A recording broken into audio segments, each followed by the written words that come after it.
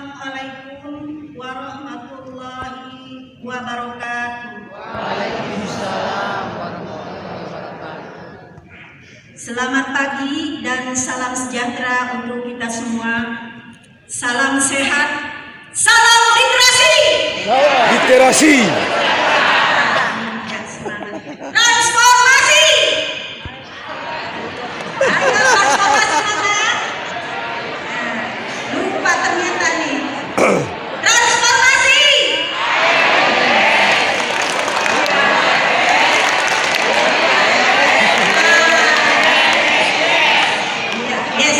Yes terakhirnya ya. Yes. Ya.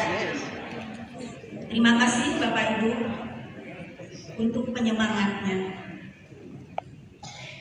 Yang kami hormati dan yang kami banggakan, Bapak Kepala Perpustakaan Nasional Republik Indonesia, Bapak Muhammad Syarif Bando, beserta jajaran pejabat tinggi media, ada Ibu Opi Sofiana selaku Sekretaris Utama Perpustakaan Nasional, Bapak Deputi 2, Bapak Adi Mondar, dan para pejabat tinggi Pratama,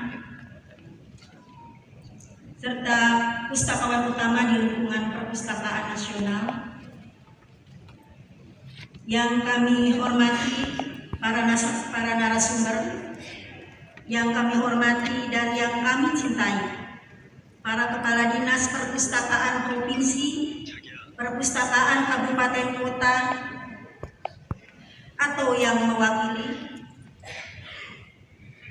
yang kami hormati dan yang kami sayangi, tim leader Dr. Erlin Sulistianingsih dan segenap tim konsultan.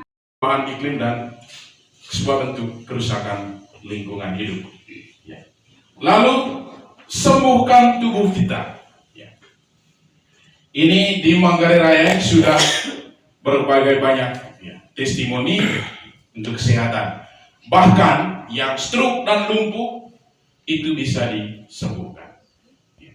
Yang lumpuh sudah 2 orang, yang stroke sudah terlalu banyak, termasuk mama kandung saya.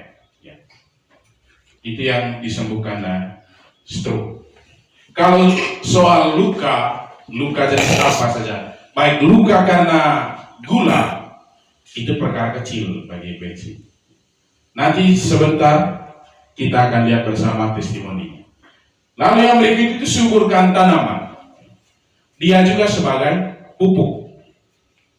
Selama ini sebelum mengenal jarak, kami hanya murni menggunakan ekoenzim untuk berbagai jenis tanaman. Dia tujuan utama di situ sebagai perangsang, merangsang pertumbuhan dan juga merangsang pembuahan. Sehingga kami punya jeruk di sana tinggi segini saja, tinggi dari meja ini, segini sudah berbuah. Lalu kemudian saya pada saat penjelasan itu saya sharingkan pengalaman, ya. Sharing pengalaman kepada peserta webinar waktu itu. Saya bilang komitmen Kuskupan Ruteng dalam pengembangan pola pertanian jalan itu sudah dimulai tahun 96. Ya.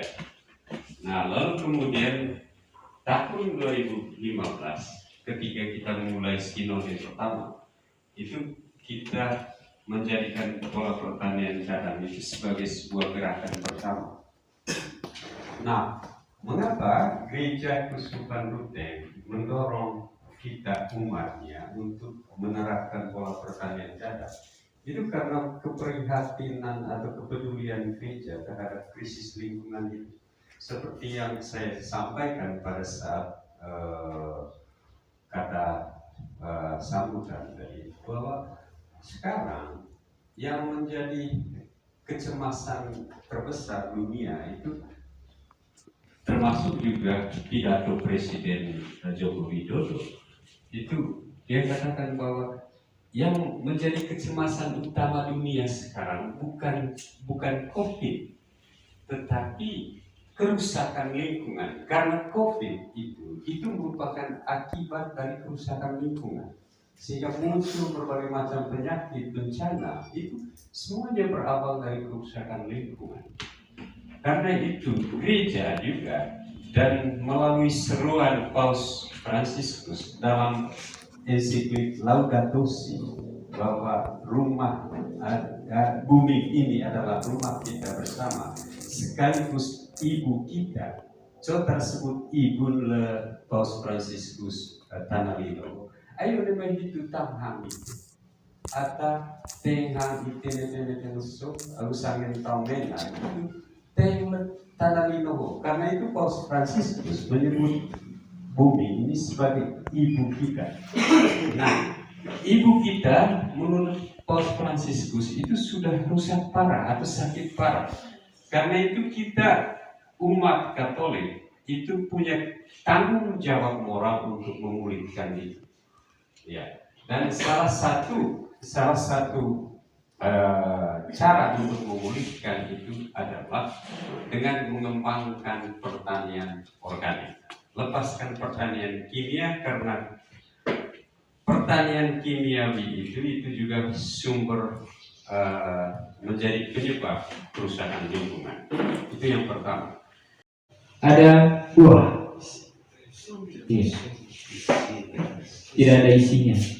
Nah, ini mungkin Romo bisa jelaskan mengapa sampai demikian ketika tanah yang saya tanami ubi jalar dengan buncis, tapi ubi jalarnya tidak berisi, begitu. Buncisnya memang berbuah, tapi kadang menggunakan pupuk Boska itu buncis. Ketika saya tidak tahu bagaimana cara pemakaiannya, buncis juga bisa mati.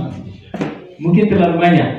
Mohon itu nanti penjelasannya Romo, sehingga saya bisa ketika nanti saya bisa berhasil membuat ekosistem ini di masyarakat, mungkin nanti sebagai acuan bagi saya untuk terus menggunakan ini. Itu saja Romo. Terima kasih untuk waktunya. Aduh, saya rasa kalau saya tadi tidak datang berarti saya rasa rugi sekali gitu. Dan saya bersyukur dan terima kasih seperti Pak Kades tadi bilang, ini waktu kesempatan emas itu betul-betul luar biasa. Jadi saya ingin cepat-cepat mempraktekkan yang ekoesi tadi yang untuk kesehatan dan ini perawatan perawatan kulit. Jadi terima kasih banyak atas kehadiran Romo di sini dengan Pak Fred tadi. Jadi itu saja. Terima kasih. Oke. Ini proses pembuatan jadam jemes ya. Jadam jemes. Bahan yang disediakan adalah sersah daun yang sudah lapuk. Ini dibawakan dari Mano. Luar biasa. Oke. Ada kentang berapa buah ini dan garam kasar, garam krosok.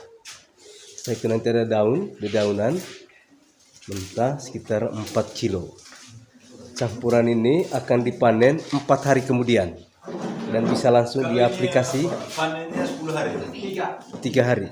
So 3 hari. Ini 10 hari. Yang itu 10. Yang ini 10 hari. 10 hari. Loh, sudah jelas tadi.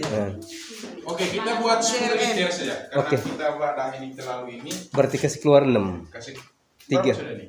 16. 16. Kasih keluar 3 3 cerek dipenuhi tadi. Setelah itu Kedua masukkan 10 gram garam.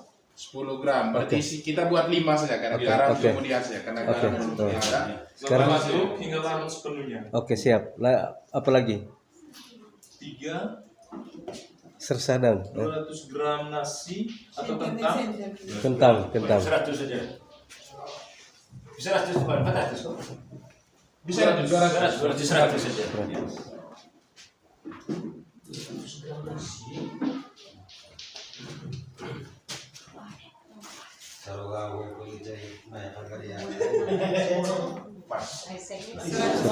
Kasih hancur-hancur. Pane hancur. Oke. Pane hancur tunggu tadi. Asal udah merokok itu kalau pengaruh. Setelah itu Setelah itu yang bantu sebagai pemerata. Terus kalau kita masih isi dalam air, apa isi dalam air? Isi yang keempat, Isi dalam ini, apa Kain. Kain. yang keempat 250 gram sersisa daun dibungkus dalam kain bersama dengan 1 buah batu. Oke. Nah, untuk sersa daun kita pakai 250 tidak apa-apa. Oh. Lebih juga itu tidak apa-apa. Yang penting sersa daun. Karena kita mau tangkap mikroparasitit. Hos masli sersa daun sento medromo. Oh. Perhatikan Hos model.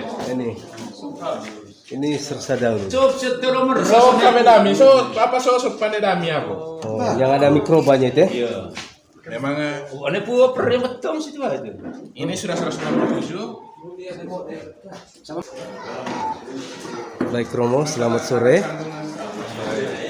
Selama bertugas di Komisi PC Keuskupan Ruteng, sudah banyak hal yang telah dilakukan untuk memberikan pemberdayaan kepada masyarakat, meningkatkan kesejahteraan umat.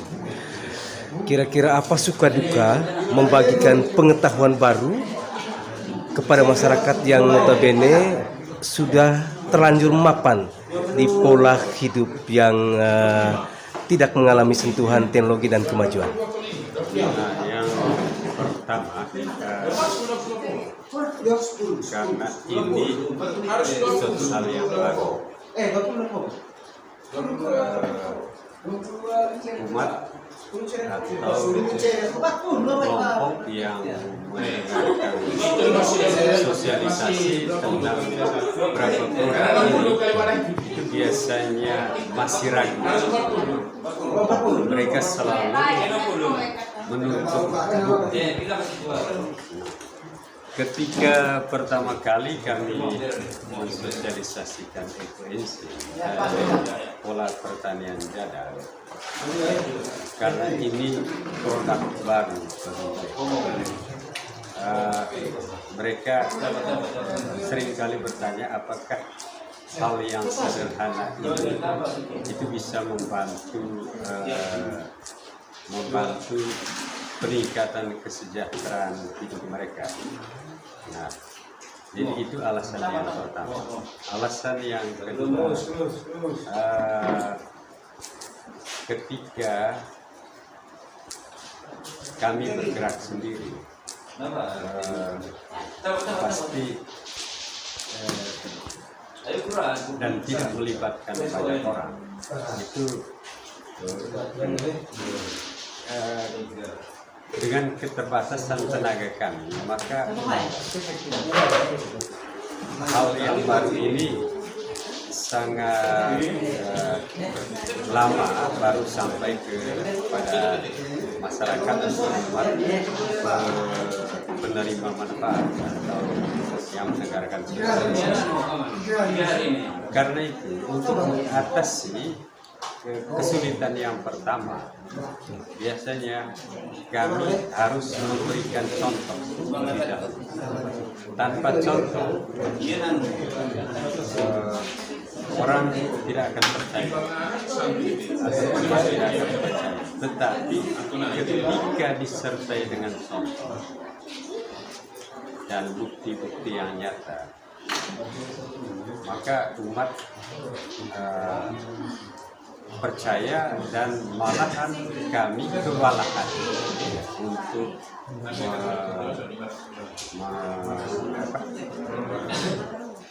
menyediakan stok gitu ya. Bukan hanya menyediakan stok, tapi kewalahan untuk mengatur waktu. Oke. Mengatur Waktu, jadwal ya. Karena begitu banyaknya permintaan Siap, umat ya. untuk mensosialisasikan ini. Oke. Lalu kemudian kesulitan yang kedua, karena belum banyak orang yang terlibat, maka kami meminta bantuan teman-teman yang sudah memproduksikan ini dan sudah merasakan buktinya untuk turut serta mensosialisasikan ini kepada masyarakat kita. Siap. Nah, saya justru terbantu ketika kami membentuk grup atau komunitas ekoenzim dalam grup BA. Nah, ketika ada kelompok-kelompok baru atau umat yang meminta mensosialisasikan dua produk ini, maka kami akan menganjurkan umat yang bersangkutan untuk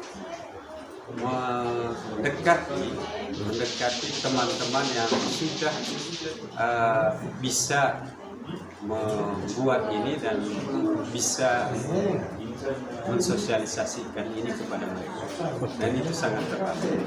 Baik Romo, sejauh pengamatan Romo, seberapa besar dampak ekoenzim dan jadam ini untuk menggiatkan masyarakat dan meningkatkan perekonomian mereka? Nah, karena kami belum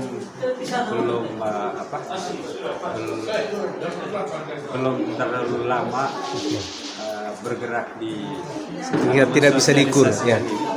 Tapi dari perkembangan dua tahun terakhir ini, saya melihat bahwa respons masyarakat untuk meminta dan juga mengembangkan sendiri itu sudah semakin banyak. Oke. Nah, ketika sebuah produk itu bisa dibuat sendiri oleh masyarakat, itu berarti mereka sudah merasakan manfaatnya untuk mereka. Oke, Karena siap. itu saya yakin bahwa ketika semakin banyak orang mengembangkan ini secara pribadi, lalu kemudian apalagi kalau mereka memiliki kepedulian untuk mensosialisasikan ini kepada warga masyarakat atau umat yang belum mengenalnya, saya yakin nanti semakin banyak orang yang mengembangkannya secara mandiri. Dan ketika orang mengembangkannya secara mandiri, itu berarti karena mereka merasakan manfaat yang untuk hidup mereka sangat besar. Oke, baik Romo. Satu pertanyaan lagi Romo. Di Flores dan NTT khususnya berkaitan dengan BOP, Badan Otorita Pariwisata Labuan Bajo, ada sebuah kompetensi bergensi Floramata, di mana di situ dipertarungkan UKM-UKM atau industri rumah tangga yang kreatif, yang bertujuan untuk meningkatkan serta menawarkan produk-produk kerajinan tangan itu kepada investor dan kepada wisatawan. Apakah pernah mengikuti perlombaan itu atau adakah agenda untuk mengikut sertakan ekoenzim ini dalam ajang Floratama itu? Mengikuti kegiatan yang dilaksanakan oleh BOP ini, saya sangat menganjurkan. Sangat ya. Sejauh itu untuk memperkenalkan ekoenzim dan jadam kepada masyarakat. Tetapi untuk menjadikan ini sebagai lahan bisnis, saya tidak menganjurkan. Tidak menganjurkan. Saya Oke, tidak siap. menganjurkan. Karena tujuan kita supaya setiap orang bisa secara mandiri melakukan ini. Oke. Jadi pada prinsipnya ekoenzim dan jadam ini bukan produk jual beli. Oke. Atau bukan bertujuan Jadi non bisnis. profit Ya, oriented ya. ya. Oke, siap. Harapannya supaya semakin banyak orang yang mengenal dan membuat sendiri, sehingga kebutuhan di bagian hulu, misalnya pupuk dan pestisida organik, itu tidak perlu didatangkan dari luar. Tetapi masyarakat sendiri menggunakan potensi-potensi lokal atau bahan-bahan lokal untuk menjadikan pupuk dan pestisida organik. Nah, justru di bagian hulu inilah yang menjadi kesulitan utama para petani atau masyarakat kita selama ini. Oke, siap. Kira-kira untuk closing statement, mungkin satu kalimat yang menggambarkan ekoenzim ini sebagai tagline-nya. Ekoenzim cairan serbaguna dengan sejuta manfaat. Oke, terima kasih Romo atas kunjungan dan pemberdayaannya. Tuhan memberkati. Amin. Terima kasih.